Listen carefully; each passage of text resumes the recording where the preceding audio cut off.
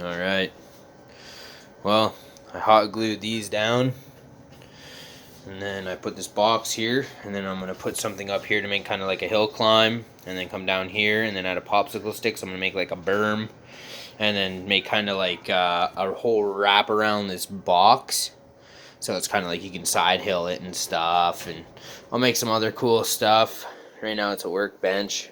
Waiting for my plaster cloth, which should have been here yesterday, but once it's all plaster cloth and painted and stuff, it'll look badass. But that's not what I'm making this video for. What I'm making this video for is the swapping of the scx24 ESC / receiver onto the enduro24, just to give it that more power.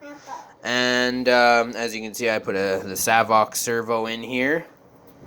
And so another thing, obviously, I didn't feel like resoldering all the pins to run the lights and blah, blah, blah. So what I did is I just took, the lights out of the bumpers on both of them, switched them over, and then I put the receiver from the Enduro24 onto the scx24, just because I didn't have another receiver for it. So I'm running a 1-cell on this, which actually seems to work a lot better than when it was on here. Nice thing about running now the 2-cell on this, I'm definitely getting a lot stinking more power. And the nice thing is that the low, medium, high also works. And it's funny, the low setting on the remote is actually pretty much was the top power running the 1-cell stock ESC on the Enduro24. But now it's a lot more zippy, a lot more torque. I ran it for about 15-20 minutes, and the motor got slightly warm, but nothing major. And that was when I was actually like full gunning it. Got my daughter here. We got our styrofoam. She's just inspecting it, making sure that it's all passing, the grade for the micro course. She says that one's not very good. Take that one back to Home Depot. So yeah. Anyways, so that's what I'm doing here.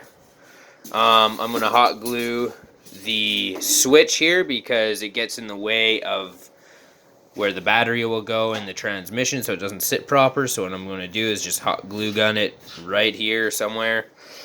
Zip tied that, ran the connectors for the lights, that all works. Also, another thing you got to do is if you're going to be switching this stuff over, because the transmissions run the different way, you're just going to have to reverse the pins on the motor, which, the plug here for the motor, you just switch those two, pull the little tabs, switch them. Do it on both of them.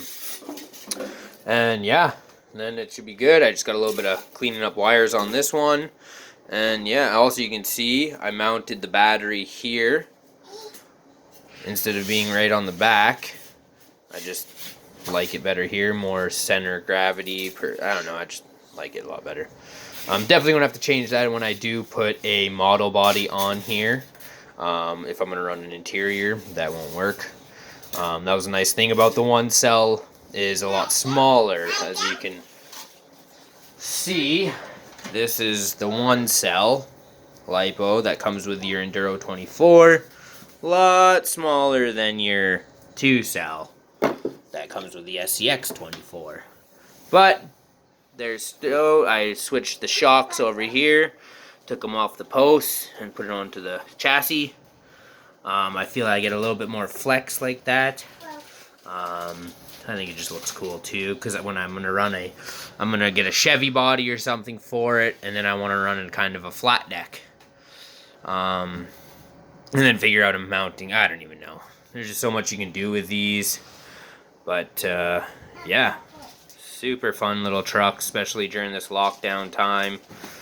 And it's winter, and it's like minus 17 out right now. I am definitely not going outside to actually run the full-size trucks. But yeah, I'll have some updates on the course when it's. I'm going to be working on that a little bit more today once I get these trucks all tuned and ready to go. Happy crawling.